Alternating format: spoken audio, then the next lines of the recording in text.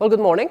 So what we are going to do today, we are going to go through the Heaviside operator and develop the tools necessary for solving various kinds of problems, time-dependent problems, which basically you will see are equivalent to solving differential equations in different ways. So we are going to develop that using the Heaviside operator. So to refresh everyone's memory, the Heaviside operator P was defined as the differentiation. And usually we are dealing with, in this case, with differentiation with respect to time, although it doesn't have to be differentiation with time in general. So when we show P, a lowercase p, we mean this. So and then we also saw before, we showed this last time, that also 1 over p is defined as the integral from negative infinity to t of the function, of a certain function. So what happens is that, and we saw that these two can be inverse functions. In other words, p of 1 over p of x, so you can think about it this way, although we will start dropping these brackets very soon, which it will be equal to 1 over p of x, and it would be equal to x only if and only the function x of negative infinity, and I'm losing the notation here loosely, is 0. So if you have this condition, then these two functions will be inverses of each other, and the order doesn't matter of application, which kind of makes sense. It's in fact, differentiation and integration are inverse functions, essentially, if you define them correctly and use them correctly. So, and we saw examples of that, right? I mean, so for example, if you have, like, if I say what is 1 over p of, let's say, cosine of 5t u of t, right? So this is some function, and I'm asking what is the 1 over p of that, which basically means if you're in doubt, use the definition. 1 over p of that is the integral from negative infinity to t of cosine of 5t u of t dt, right? That's the definition of it. Now, again, noticing that this is a u of t, this product is 0 for all t's smaller than 0, right? So all negative t's. Therefore, I can evaluate this integral only for those values. However, I have to be very careful. So I can write it as this, cosine of 5t dt, but I have to be careful because this can generate a function that would have non-zero values at negative t's. And that's why I need to, when I do this, I need to bring a u of t outside to make sure that it forces whatever functional form you have here to 0 for negative t's, right? So that jumps out and it stays there. And when you do this, what is the integral of this? What is the indefinite integral of cosine of 5t? Negative 1 over 1/5 of, so it's u of t, you can write as negative 1/5 of sine of 5t evaluated from 0 to t times u of t. I'm sorry? Why negative? Indeed, why negative? There's no negative, it's positive. So cosine, yes, sine is, the derivative of sine is cosine. Sine goes to cosine goes to minus sine. Yes. So now, so that's for that, and then that function in this case is going to be 1/5. Since sine of 0 is 0, it's going to be 1/5 sine of 5t u of t. So that's an example, right? I mean, very simple, basic example. But okay, so let's keep this here for a second, and let's go back and develop something that's a very useful tool. And essentially, it's a way of using this operator to solve, as you will see, you can use it quite a lot and generalize it quite a lot, a tool to solve all the linear differential equations, homogeneous differential equations. So what are we going to do? We are going to start with actual circuit thing. So let's think about the circuit which we've seen before. So let's say you have an RC circuit. And what we are going to define, we are going to call it a low-pass operator. And we'll talk about this. Now, if you think about this, there is some source here, Vs of t. And let's say we are interested in the voltage, so let's call this voltage V of t. If this is the input, that's the output. There's another way to think about this, right, as a system. has an input x of t and an output y of t, where x of t is vs of t and y of t is v of t, right? So, and the system is kind of like doing whatever it's doing. Now, why did I call it a low pass? I mean, we haven't talked about this extensively yet, and we'll get to see this later on when we go forward. But why is it a low pass response? What do we mean by low pass? Low pass implies that, and we haven't talked about frequencies really, but implies that low frequencies go through it, but high frequencies do not. Or it passes the low frequencies better than high frequencies. Now, again, we'll discuss this a little bit more, quite a bit formally and in more detail later on. But now, if you look at it, can you think about what this voltage would be if this was changing very, very, very slowly, this voltage? It wouldn't change much. It was kind of very slowly, or if it was a DC. If it didn't change at all, what would this voltage be? If it was a constant, if it was like a battery here. If I put 2 volts here, what do I see here? The 2 volts, right? Because there will be no current flowing, there will be no voltage drop across here. These 2 voltages will be the same. So now, as I start changing this voltage, as I move it faster and faster, there will be some current across there will be some charge in the capacitor, charging and discharging, and some of the voltage starts dropping here, but there will be current flowing to do that, which basically means that there will be some of the voltage dropping across the resistor. So you will see less and less of it here. And if you think about it, at very high frequency, if I move it rapidly enough, most of that voltage will appear across the resistor, and very little across the capacitor. So you see, at low frequency, everything goes through. But as you change it faster and faster, less and less goes through. Again, we will do this is a very hand-wavy, intuitive way of thinking about it. We'll do it more formally later on. So let's say you want to think about this and say that, OK, it's a transfer function, and you want to find out what it is. So let's first write the equation describing this circuit. How do we do that? Well, it's a very, very simple form of essentially nodal analysis. You can write KCL at this node. Right? If I write KCL at this node, the sum of these 2 currents has to be 0. Right? So what is that first current in terms of V and Vs? Who's going to do that? This time, let's see, maybe starting from the middle row in the back. Yes. In front of Rohan. Yeah, yes? Yes. So what is this current in terms of V, this current in terms of V and Vs?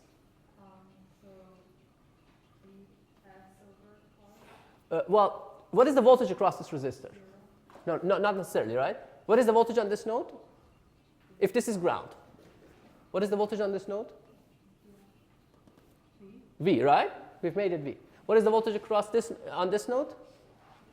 Vs. So what is the voltage difference across the resistor? V minus Vs, if you want to have the current going in this way, right? So it's going to be V of t minus Vs of t divided by R. That's that current. Now, what is this current?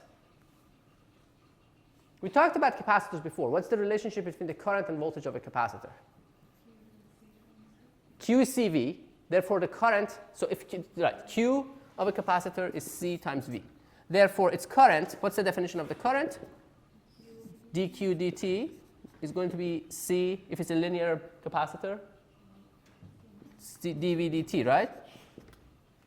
So what is this current then? C dV dt, right, equals 0. So that's the equation, right?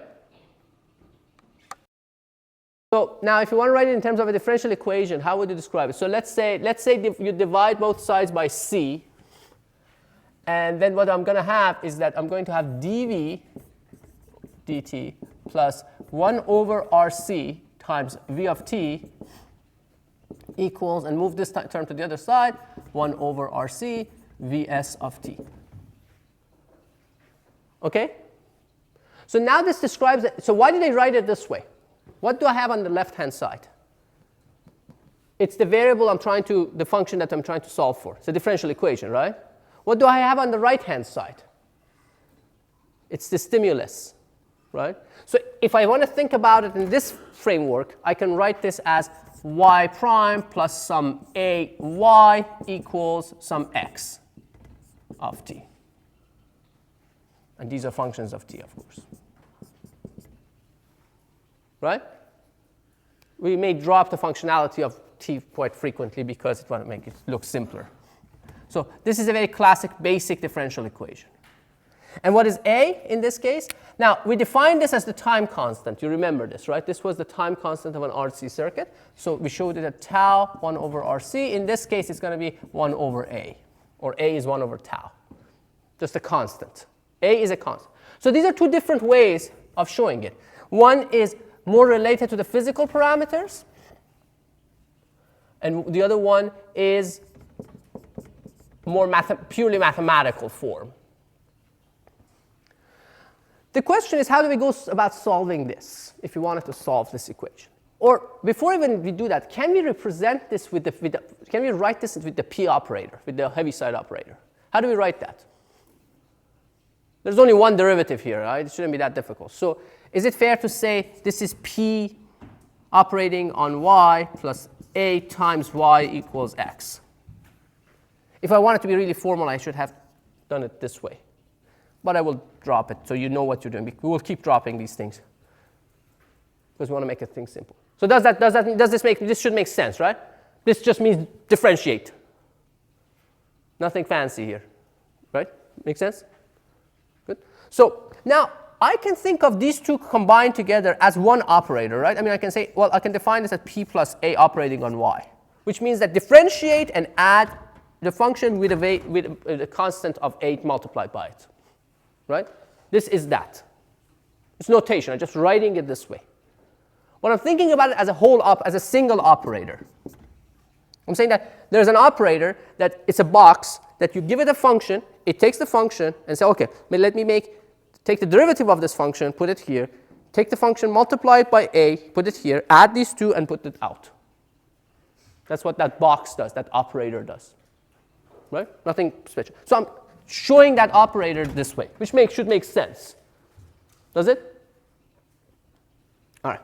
So now, if I think of this operator as an operator, I may have I want to have calculate the inverse operator. So I will define a notation. I'll come up with a notation for this, for the inverse operator. I'll show this inverse operator with this form. So at this point, this whole thing is a symbol. I'm just giving it a name. And I'm drawing, so this entire thing, which we'll call the low-pass operator, this is just, think of this as something. So think about it as some symbol, right, that I've drawn. I've just written it that way because it makes sense, as you will see later on, to write it that way. But for now, it's just a symbol. Think of it. So it's an operator that operates on x and generates y. Right? This is a useful thing, right? If I could find what this operator is, why is it useful? Because it solves a differential equation for me, right? Doesn't it? It takes the stimulus and produces the y. The purpose of solving the differential equation from a mathematical perspective is finding function y, right? From a physical perspective, it means that it takes the input and produces the output. So if I have a system and if I know its operator, if I throw in any arbitrary input here, if I know how to calculate this, I can calculate what the output's going to be for this particular function. Make sense? It's all time. So what we are going to do now is try to find out what this operator is. And we'll calculate it. And it's not that long a calculation. Just, it's probably we can finish it here.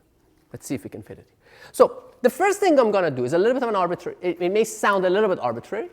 But I'm going to calculate P of e to the at x of, or no, y of t. Which is basically means the differentiation, the derivative of this thing, right? I'm going to differentiate this, right? Calculate the derivative of this thing. What is the derivative of this thing? So who's next in line? Yeah. That's it. The derivative of this function, this product of these two functions. A e to the at y of t plus e to the at y dash of t. E to the at y prime of t. Right? Y prime, yeah. Yeah, y prime, which I can write it as p of py. Does that make sense? Is it okay? Yeah. If I write it as py? Good. That's correct. Thank you. So now, we're good with this, right? So I can also rewrite this. So I can take the e to the at out, and I can write it as py plus ay, right? Which I can also, in my notation, I can write it as p plus a of y, operating on y, right? This is the same thing as this, right? Make sense? So I got that. Now, and I know from this side that from this equation that this is the case.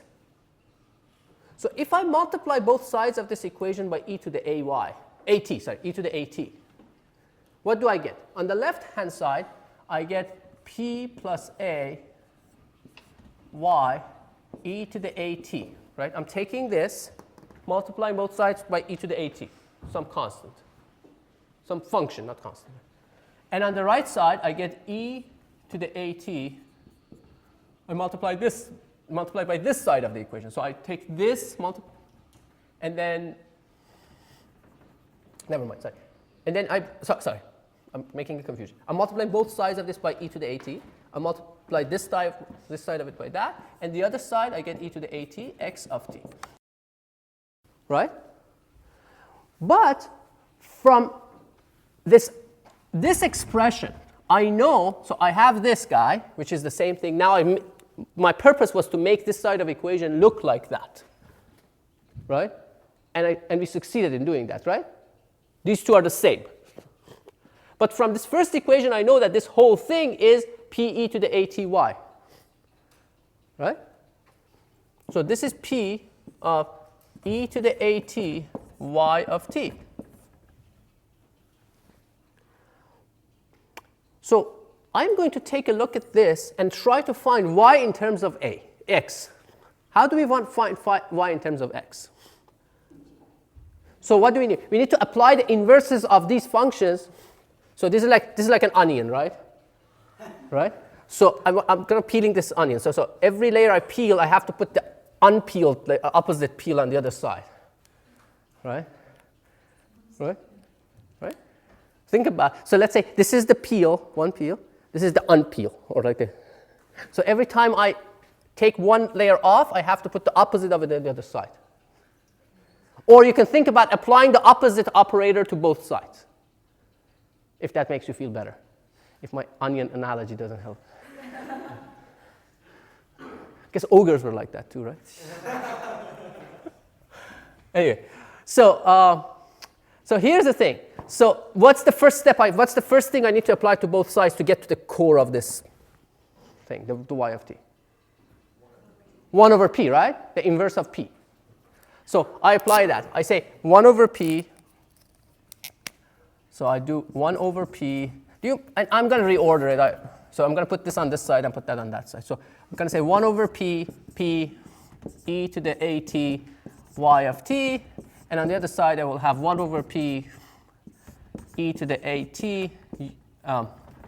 x of t. Right? So these two cancel each other, right? But subject to that condition we discussed. So now the next thing I have to again unpeel one more time. So what's the inverse? I want to get rid of this e to the at.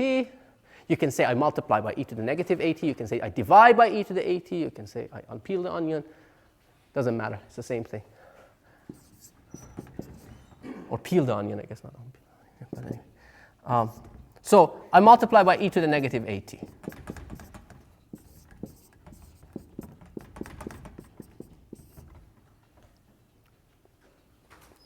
So now I found y in terms of x, right? For any arbitrary x. But by definition, this is this operator. Didn't we define this as this operator? So we know what this operator is. So what this operator, this low-pass operator operating on x of t, is e to the negative at 1 over p e to the at x of t. And this is an important result. Worth remembering. So this operator that I defined, which is the inverse of the p plus a operator, is defined this way. It's a time domain function. Right? So you can actually, so this is called first order low pass operator.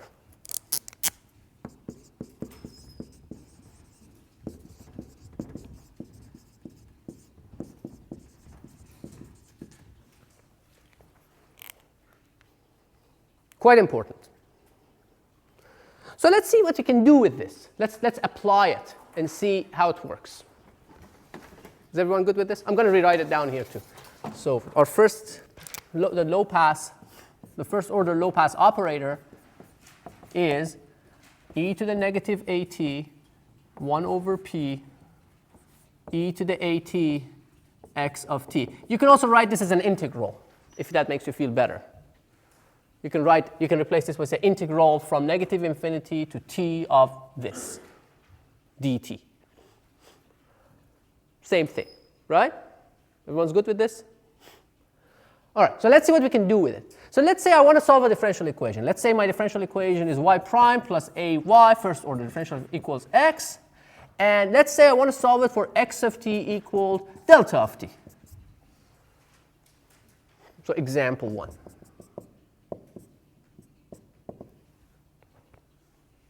So we are trying to use this to solve this differential equation. Okay. What do we need to do? What is y of t? So we are trying to find y of t, right? Remember, here we basically have written p plus a of y equals x. These two are the same thing. So if I want to find y, what do I have to do? Apply the inverse operator of this inverse of this operator, which is what? Which we showed as 1 over p plus a. This is the symbol for the inverse of that. And apply it to x, where it's a delta of t. So what do I need to do? So who's next in line? Yes. So what I would need to apply this inverse operator to the input that I have, right? So in other words, I'm calculating 1 over p plus a of delta of t. So can you spell it out for me? E to the negative at. Times 1 over p. Okay, let's write it as the integral. Okay. Because we need to evaluate it anyway. So tell me what the integral is. Integral from negative infinity to t of e to the at times delta t. Delta of t dt. Right? This is an annoying nuisance that you have to do, generally speaking. I mean, you have to change this variable from that variable to differentiate it, not differentiate, to separate it. I guess. If you don't want to use the word differentiate, to discriminate between them, I guess. Okay, so that's what is, are we done?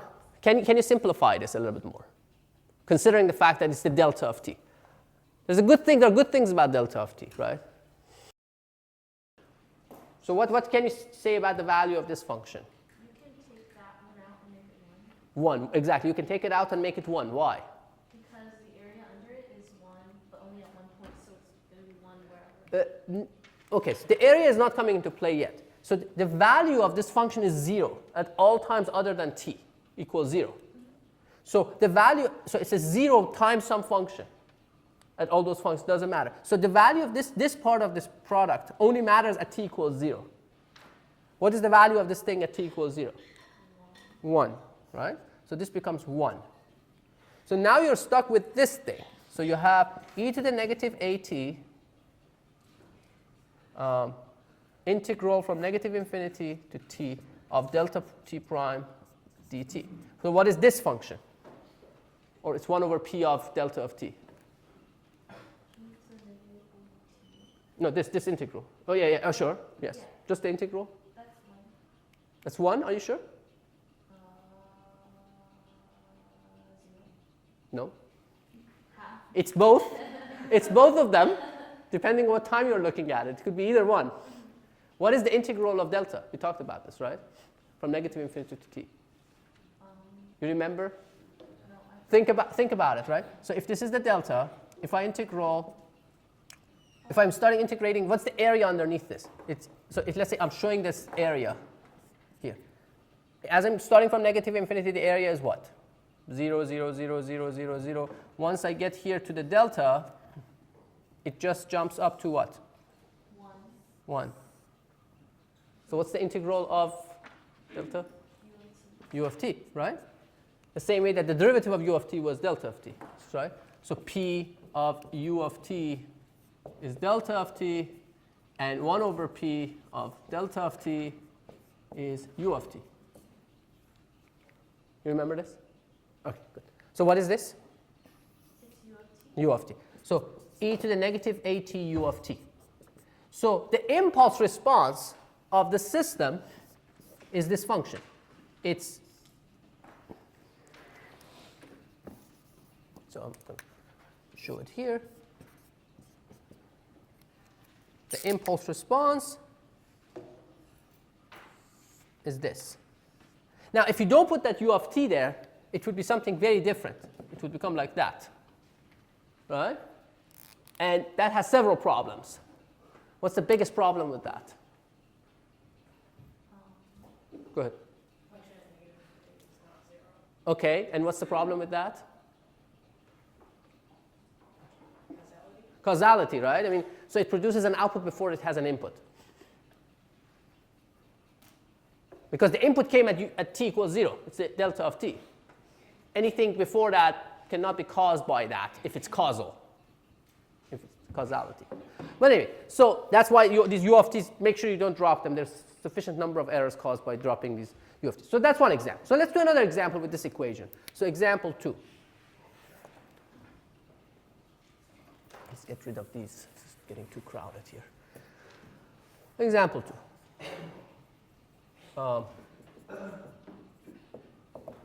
So let's say my x of t is u of t. Let's do this one. Right? So x of t is u of t. I'm trying to find what my output is to a different input. So this time I'm making an input that's, instead of delta, is u of t. It's a step function. So I want to see what's the step response of the system, usually shown with s of t. So who's next in line? Let's go through it. Yes, go ahead. So yt is, remember, p plus a. E to the negative 8. Remember this expression, right? E to the negative 8t. You are applying this expression. Integral from negative infinity to t of e to the at u of t dt. Okay? And then how do we calculate this? We take advantage of this. We do something about it. Turn integrals like u or 0 to t. Exactly. So it becomes e to the negative at. I take this u of t, put it up front, so I don't forget about it, and I don't get confused about whether it's inside or outside the integral. So I put it in the front. If I put it back here, then I have to put like brackets and all those things, and just make sure that it's not inside the argument of the integral. Again, it's notational thing, just for simplicity. So then now the limits of integral change from what? To 0 to t, exactly. E to the at prime dt prime, right? And this is an integral we should be able to calculate. So it's 1 over a. Okay, so 1 over a. I'll keep the stuff up front. So what do I have? E to the at evaluated from 0 to t, which is what? So I have 1 over a e to the negative at u of t, all the stuff I have to carry with me. Then what do I have here? For this, I get e to the at minus 1. Right. So e to the at minus 1. So now I can simplify it by multiplying this out. Just the product of these two is 1 over a, 1 minus e to the at, because this cancels that, becomes 1. And then this times that is e to the negative at u of t. So this is the step response of the system. If you look at it, you will see that it looks like this.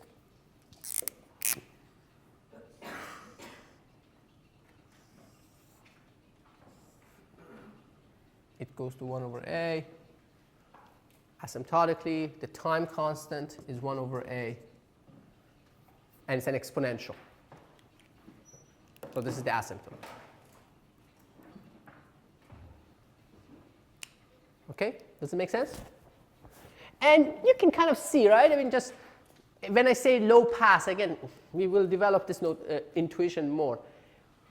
And this time constant is also 1 over a. So you can see, for example, the step response. It kind of looks like a step, but it has taken away the sharp edges, the rough edges, right? I mean, it was the input was pretty sharp. It was just a solid step. But that sudden jump has now turned into a more gradual jump. So the things that were moving very quickly are smoothed out. They can't go through as fast. If you put an impulse in there, and it kind of looks like an impulse that's stretched out, right? Now, the smaller the time constant is, right? The smaller the time constant is, the faster this happens. So if I have a smaller time constant, this would be like this. Even if it were smaller, it would look like that. You can see that it's gradually becoming more and more like an actual impulse when time constants are small, which means that essentially it's becoming like a unity transfer function. Or here, if you think about it, as you start increasing reducing the time constant, it becomes more and more like that, and gets closer and closer to the actual step. That's the cutoff frequency or bandwidth of a filter. So this is basically essentially the simplest filter you can make. This basically low pass. It's a low pass filter. It passes lower frequencies, again, roughly speaking, right now, and it lets the high frequencies. It blocks the high frequencies or attenuates them at least. You should have a sense for frequency, right? This sudden jumps are things that are high frequency, right? The DCs are lower frequencies. Slow varying parts are not affected. So at the end of the day, it gets to the same value, the correct value, the final value. It's a DC. You get the step eventually. Right? Any questions so far? Yes? So is A just determined by what would be in the differential? Yeah, I mean, it's coming from the differential equation, right? I mean, here, for example, A is 1 over RC. But, I mean, if it's an electrical circuit, I mean, it may be there are many, many different things that produce this differential equation, right? It's this, you can have an inductor. We'll do an example with an inductor a little bit later. Or it could be something else. It could be a mechanical system. This could be a mass spring, well, this is not a mass spring. This is a mass damper, or spring damper system. I mean, a mass damper is probably said. So you have a mass and some friction, right, system. This can be radioactive decay of a nucleus. And many, many different things are governed by this first order differential equation. So that's what I'm saying, the difference between math and physics. This is more physics, this is more math. Right? Yes? Will 1 over a always correspond to the time constant then as well? Which one? 1 over a. 1 over a in the first order differential equations, yes. Which is basically related to things like, which is called a time constant. You could call it half-life. There are different things that are related to each other, right? They're all same concept, same behavior seen in different systems. Which means it's essentially every time the rate of something depends on its value. The rate and its value are dependent. The rate of something happening depends on its value. Now, in radioactive decay, the rate the number of things that will decay at any given point in time depends on how many of them you have left, right? So if you start off with a large number, then you have more of these things happening. The more time passes, you have just basically deplete them, start getting less and less of that. That's why you get this kind of behavior. So anytime you have that nature of this relaxation, it's also called relaxation process. There are like probably at least 10 different names for this thing in different literature. It's the same concept. If you think about it, there are really I would say about 18 to 20 novel concepts in engineering, at least. I mean, I would say at least engineering, probably even extended. There are 7 or 8, there are about 20 things that are repeated. I mean, all of these things are considered one thing, right? It's that core concept. Everything gets kind of same thing. So, yes? Does this equation remain the same if, say, the resistor and the capacitor are in parallel? Well, we can find out, right? We can find out. So the equation would maybe be different, right? But it would be still first order. Because you only have one energy storage element. We haven't talked about this yet. You have another way to think about it is that you have only one degree of freedom.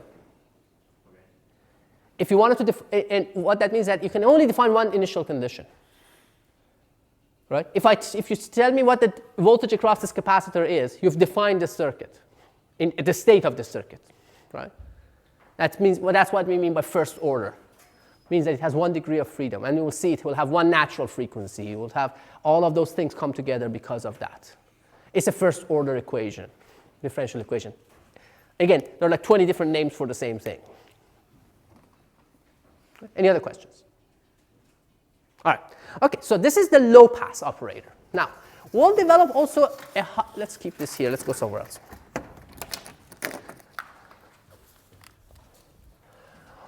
So we can also define a high pass operator. So let's start again with a circuit. So let's say if I wanted to start with a circuit with a high pass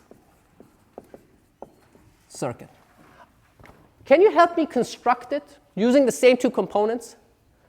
If I wanted to just like use the resistor and a capacitor and make a high pass. So I have a source, Vs of t, and I want the output voltage, V of t, to be now this time high pass. In other words, I don't want the low frequency stuff to go through, but I want the high frequency stuff to go through. You want to? Okay. So, yes?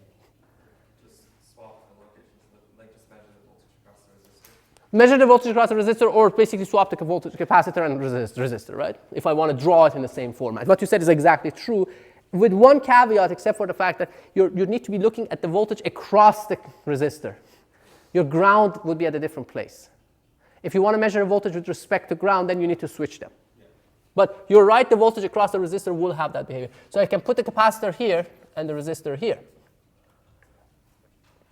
Right? And now what you have, you can see at low frequencies, at DC, what is this voltage? If this is not very low frequency or DC. This voltage is 0, right? Because there will be no current flowing through this guy. There will be no voltage drop here. So it stops the low frequencies. But as the frequency increases, more and more current goes through, so you have more and more voltage across the resistor. Does that make sense? Good? Good? All right. So what is the differential equation describing this? Now, you can define this current and that current and then show their sum to be 0, right? So what is this current? Who's next in line? I guess you are. So how do I define this current? How is this related to the voltage across the capacitor? Okay, C dV dt, but d of what dt? What is the voltage across the capacitor in terms of V and Vs? V minus Vs, right? So it's d of V of t minus Vs of t. That's this voltage minus that voltage, right? Plus, what is the other term? V of t over R, exactly. Equals 0. So this is the differential equation describing this. Which, if I divide both sides by C and then reorder, I can write as d dt, dv dt plus 1 over tau, which is tau, we say RC. V of t equals Vs of t over tau. Oh, I'm sorry, no, not these. 1 over tau, no 1 over tau. D just dd dt of d of Vs of t. Right? Good? Agreed? All right. So I can, if you wanted to write it in the form, in the mathematical notation, you can write as y prime plus ay equals x prime. Right? Or in the Heaviside operator notation is p plus a y equals px.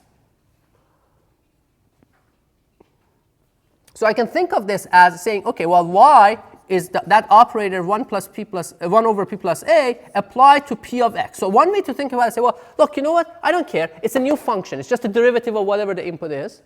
And then I apply that operator that we calculated, that inverse operator, low-pass operator, to this to calculate it. That's one way to think about it. Another way to think about it is that, okay, well, I can also think of this as a new operator, which will have a different symbol. So this is another alternative is I can say this is a new operator.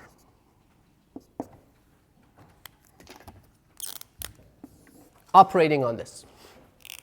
So we want to see what the properties of this operator are, and how do we calculate it. So let's go back and calculate what this basically looks like for a practical situation. So let's use this way of solving this problem. So let's say we say, okay, y is 1 over p plus a of p of x. So let's apply it. Let's apply it to see what we get. It's basically, by definition, from what we calculated before, it's going to be e to the negative at, right? I'm just applying the operator that we calculated before, right? 1 over p, which is basically integral from negative infinity to t, of e to the at x prime of t dt. Or you know what? I'm going to use tau this time because to leave no ambiguity with the prime, what it means. Something like that. Right? I'm just applying that operator that we calculated to this and using this expression. There shouldn't be anything unusual, right? If it doesn't make sense, what I'm doing should make sense every step of the way. If it doesn't, you should stop me now. Because then we're building upon these things.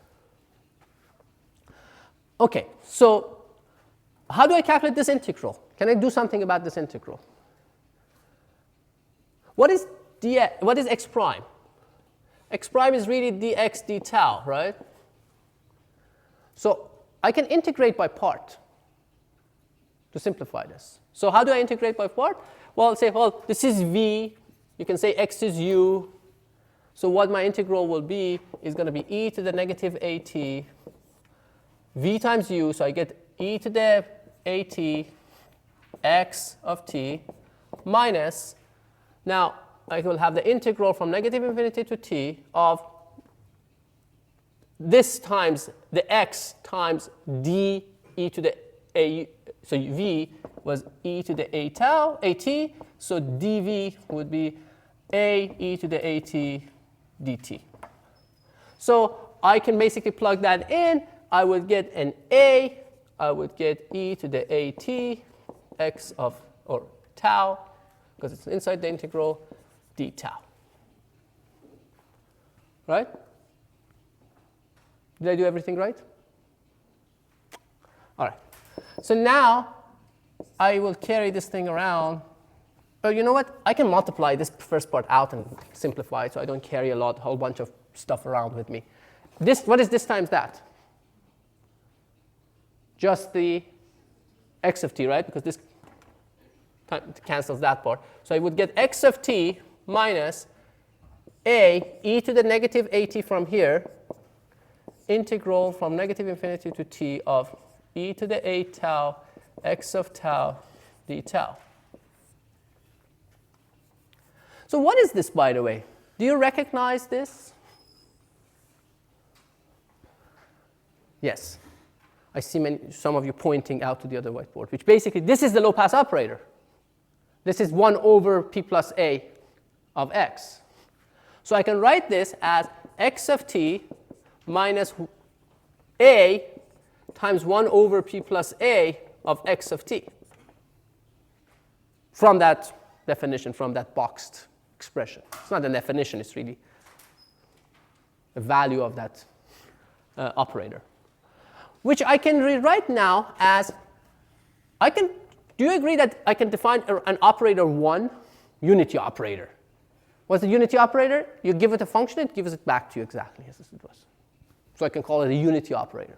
So I can write this whole thing as unity operator minus a 1 over p plus a. If I want to really do it correctly in terms of operators, it's that. But this is a constant, so I can bring it into the operator. It doesn't matter. I can define a new operator. And you can see that it's really behaving like this. So what I was calculating was really p over p plus a of x, right? Now p over p plus x of x really acts like, these really are acting like rational functions.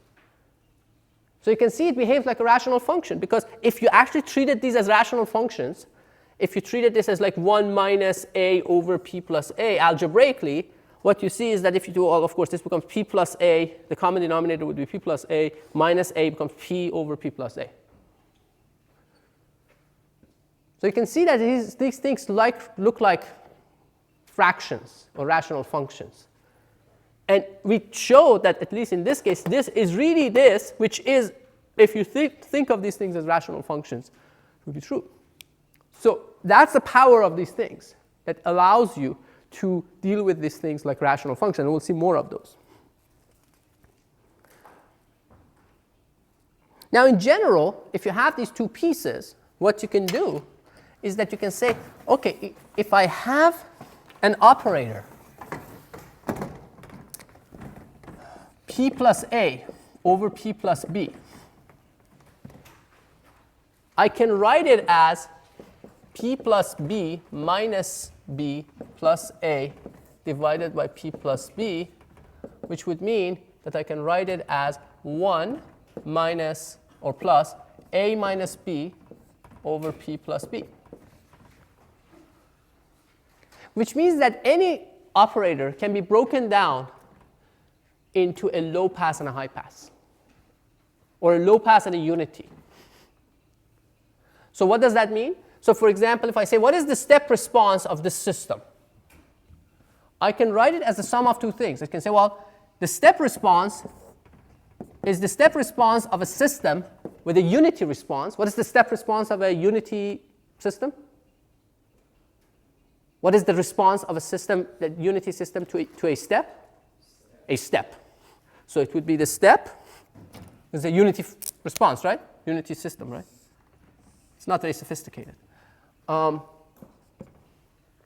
Plus whatever this is. And that's a low pass response. We've already calculated that. So that looks like a something like that, which goes from 0 to the value of a minus b with a time constant of 1 over b. So the overall response is something that starts from 1 and it goes to 1 plus a minus b asymptotically with a time constant of 1 over b. So if I wanted to calculate, for example, something like this, you can think of it as those two things. Now, okay, so let's come back here. That is really what we need to do is that part, the high pass response that we talked about, that you see right now, is really the key to understanding why these things behave like rational functions. So if I basically put this back down here, you will see that this is the key. But now the key element of all of this is this. This is a very powerful tool, and we'll utilize it a lot. We'll get a lot out of that, as you will see. So what can we do? What are some of the things we can do with that? So let's see. You know what? Let me go somewhere else.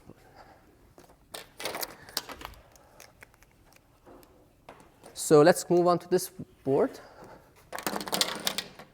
And you may say, OK, fine, but that solves a first-order differential equation. Well, let's say you have a second-order differential equation. Let's say you have dy dt squared plus a dy over dt plus by equals x. Or in shorter form notation, y double prime plus a y prime plus by equals x. How can I show this in the Heaviside format? Do you agree that this is p times p operating on p, right? Or p squared. It's p operating twice. So this becomes p squared plus, what is this? Constant a times p plus a constant b. So this becomes an operator operating on y, generating x. Now, but in general, I should be able to factor something like this, right? I can factor it. This is what we call a character. If you think about these pieces as not operator, but actual algebraic variables, what happens is that you can actually factor this by fundamental theorem of algebra. So you can actually factor it, and you can say, if I factor it, I can write it like this. I can write it as p plus a operating on P plus B, y, where A plus B is capital A and A times B is capital B. So look at this and see if it actually does produce what you are looking for. So if I do it in this order, what do I get? First, this operates on this, so I get P plus A operating on Py plus By. And then this operates on that. What do I get? I get P squared y. This operates on that. I get plus B Py. This operates on that, which is basically a multiplication because it's a constant. A Py plus this times that, which is just A By. So if you look at these two and combine them, you really do get P squared y plus A P, considering that A plus B is capital A, and then y, and then you get B y. So you can see that this is really equal to that when it operates. And you can change the order of these things, and you will still get the same thing. You could argue that by symmetry, because I just need to change the name of these things, and you will get the same thing, because these two expressions are symmetrical with respect to A and B. You can verify it yourself, right? So this is the useful part, right? So if I write it this way, so I can write this differential equation in this form. P plus A times P plus B, or operating on P plus B, y equals x. So if I give you something like that, can you solve this differential? How do you find y? Using the tool that we've already developed. We have the inverse low-pass operator. So how do we do that? Yeah. 1 over P plus B, 1 over P plus A, x. Yeah, and the order doesn't matter because the order of these things don't matter, right? So you can say y is 1 over P plus A, 1 over P plus B of x. What we really mean is this, right? What we are dropping is. So the operator, first this operator operates, and then this operator operates. But the order, since the order doesn't matter, you can apply them in any order you want, whatever is more convenient to you. So I can solve a second order differential equation that way. And let's do an example. I don't know, just like something simple. So let's say, example. Let's say y double prime plus 3y plus 2y prime plus 2y is x. And let's say x is, I don't know, you can pick anything you want. Just like, e to the negative. Let's start with something simple, then we'll do more complex ones. U of t.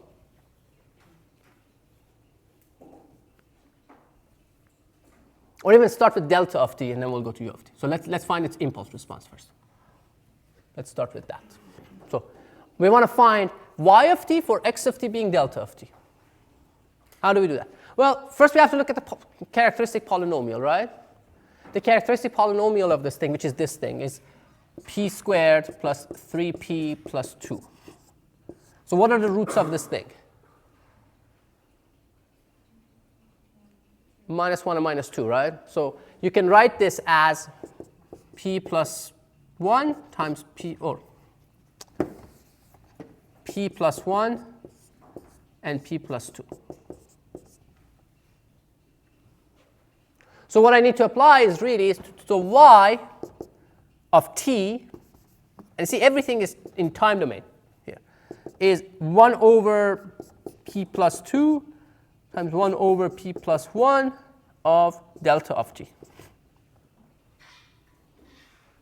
So if I were a mathematician, I would declare victory at this point. I would just say, yeah, the problem is solved.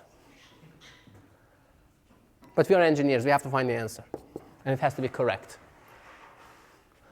OK, so here's the thing. So how do I go about doing this? Who's next in line? Yes. Yes. Shwena. Shweta. Yeah, sorry. OK, go ahead. So which one do I need to calculate first? Right, this thing. So let's calculate it. So we keep this here. And then what is that? Express it in terms of that operator, right? That boxed result.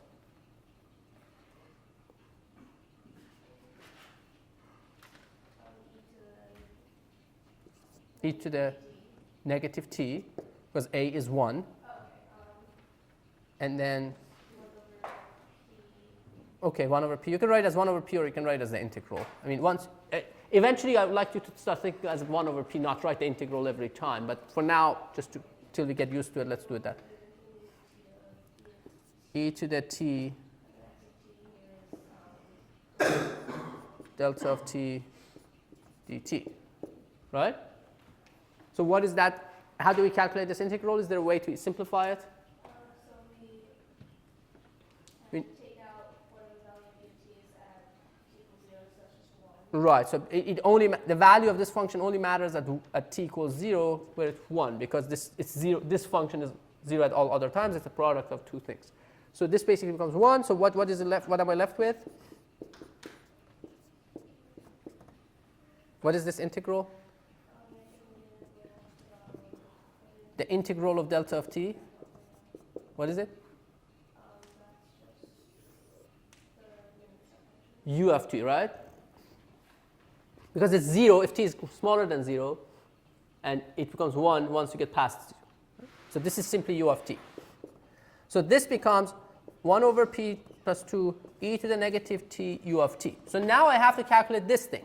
I have to calculate 1 over p plus 2 of that. So which is what? Why don't you continue? Again, apply that result again. So again, e to the Negative 2t this time, right? This is because it's p plus 2.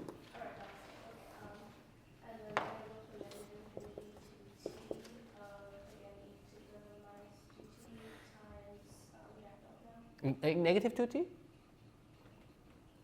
E to the, what's inside the integral? E to the positive plus. Yeah. Right. 2t, yeah. Okay, times, The react delta. no, there's no Dirac delta anymore. Now the result of that first operation was e to the negative t u of t, right? So it becomes e to the negative t u of t. You have to apply it to the result of that second operation, right? First operation, sorry. So it's this. Well, this simplifies a little bit, right? What is this product? E to the t. So, and what is that integral? What can I do with the step? Right, I can take it out and change the bound. So I get e to the negative 2t. I take the u of t out. I get 0 to t e to the t dt. And this should be doable. Right? What is this integral? E to the t minus 1. You get e to the t for this, and you get minus 1 because it's the indefinite integral is the same function. So you get e to the negative 2t times e to the t minus 1 u of t, which is e to the negative t minus e to the negative 2t u of t. Actually, this is interesting. You remember we said when we talked about the impulse being that gigantic shock to the system that brings out all of its characteristic behavior and all natural frequencies? You see, actually, you brought the two natural frequencies out. These are complex frequencies, and we'll see them later. So you see the two time constants of the system, 1 and the 2. Or 1 and 1/2, essentially, really, right? Or the two natural frequencies of the system. When you hit it with the impulse, it produced both e to the negative t and e to the negative 2t. And again, we'll see more of this, and we'll do this more formally later on. But I want you to start seeing these things. Yes? What Yeah. would be like a physical equivalent to this if we had like a spring becoming a mass to hitting that? This is a mass spring system. This is a mass spring and friction or damper system. So like hitting that with an impulse would be like the equivalent of like kicking it upward. You're kicking it very hard, but not just a very quick and brief kick. It's not a prolonged push. It's a jolt to the system, instantaneous. In like physics right now, like what we're learning, would this be like analogous to normal modes? Yeah, these are related to normal modes directly. Yes. Correct. Natural frequencies, normal modes, all of those are essentially the same thing again. These are, and you will see, we'll see later on, these are roots of the denominator of the transfer function, but we'll get to that later on. Yes. What's preventing us from like splitting the 1 over p plus 2 and 1 over p plus 1 into like fractions that we can just add or subtract? Nothing. We'll do that too. That's called partial fraction expansion. That's a very good observation. So she's asking, say, what is preventing us from breaking this into sum of two fractions, which would be something we'll do next time. Yeah, but yeah, maybe 1 or 2 lectures. Yeah, that's actually a better and more generalizable way of doing this. You can write them as partial fraction expansions. And then once you write them as partial fraction expansions, you will basically use the superposition to just get the responses to individual parts, and then you could just add the individual responses together. Very good observation. Yes, absolutely, that's correct. Yes, Julie. So if e to the negative t and e to the negative 2t correspond to p plus 1 and p plus 2, which is symmetric, why is one positive and one negative? Oh, I see. Okay, so it really depends on the relative sizes of the response they produce.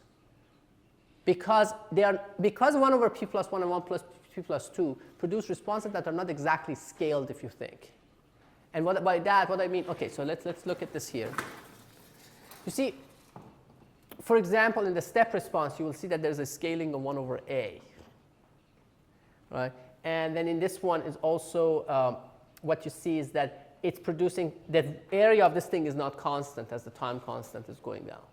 So if you want to get a really kind of like a normalized response, you have to have something that basically whose area gets normalized. So there's lack of normalization there. So one becomes larger than the other one, so one dominates the other one. But that's a good question. Good observation. Any other questions or observations or comments? Okay, so this was one example. So let's do a couple more with this. Just, I don't know, you can, I don't know, we can pick another one. Yeah. Let's pick something a little bit more interesting. Let's try the same equation. So this is another example. And so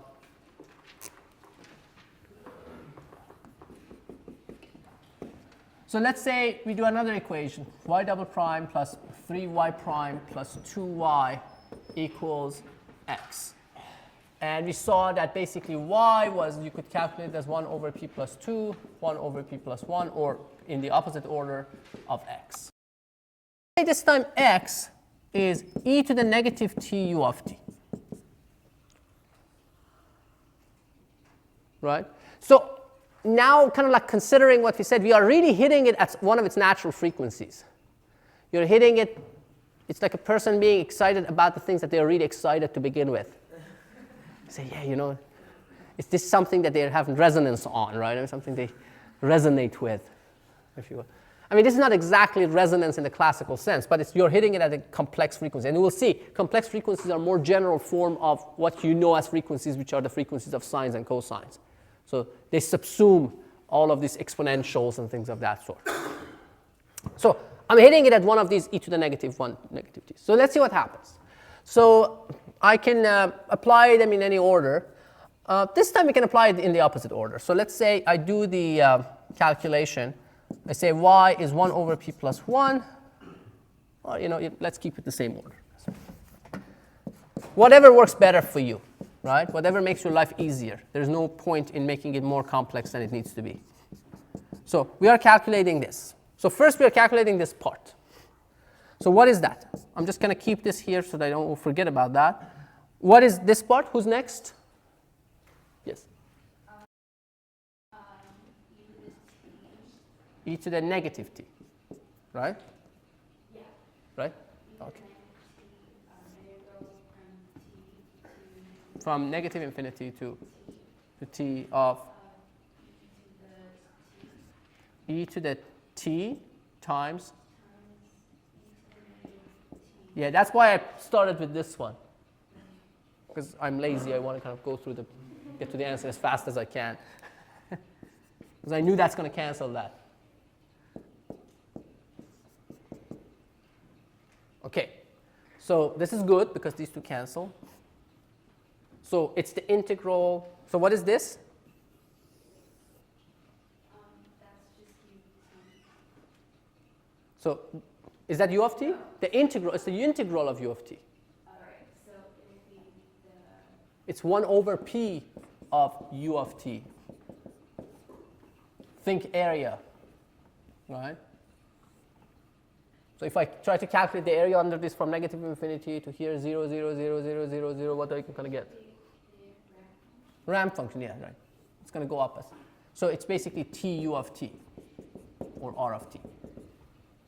It's t u of t, right? So this produces what? This produces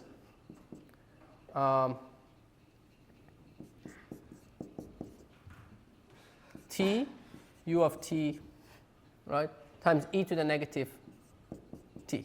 Now, one of the interesting things that you see that this was the part that was responsible for that frequency. When I hit it with its own frequency, with its natural frequency, you see that I got a t e to the u of e to the negative t. So this is like looks ugly. T e to the negative t u of t, right?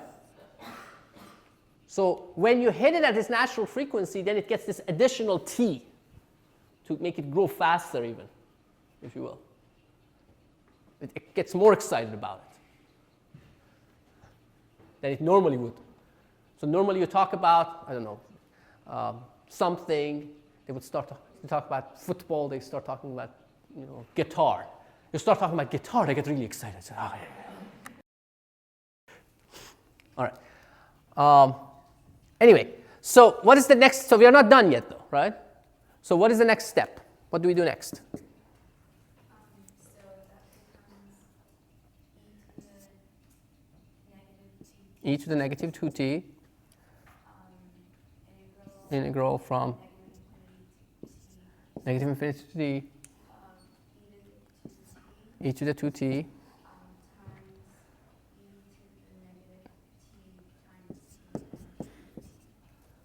times t times u of t. Yes, thank you, dt. So these two combined give me what? E to the t, right? So these two combined give me just e to the t.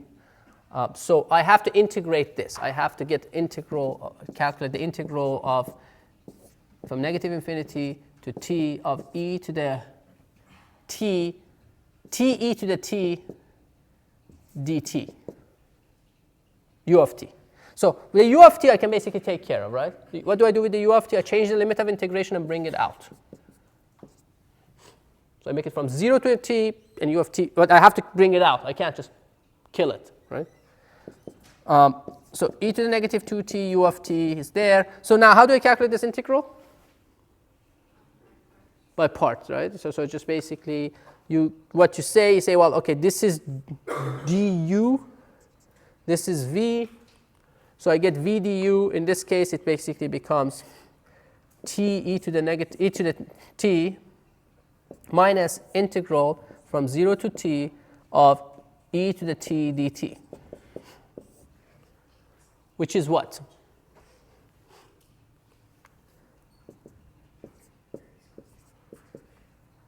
So what is this? So the first part is t e to the t. What is this integral? 0 to t of e to the t dt.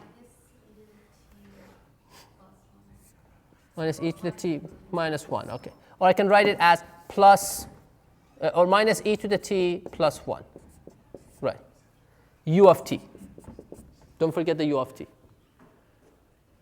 So, okay, so I can multiply this by those. So what do I get? I get t e to the negative t minus e to the negative t plus e to the negative 2t u of t, which you can also write if you want. I mean, I don't think it's fundamentally any better.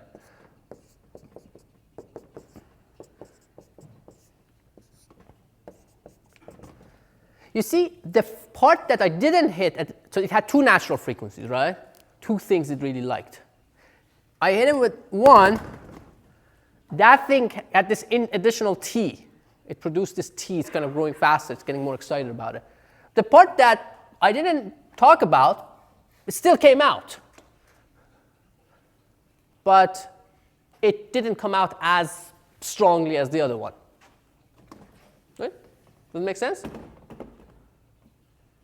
So, but this is, you can see that this is a powerful tool, right?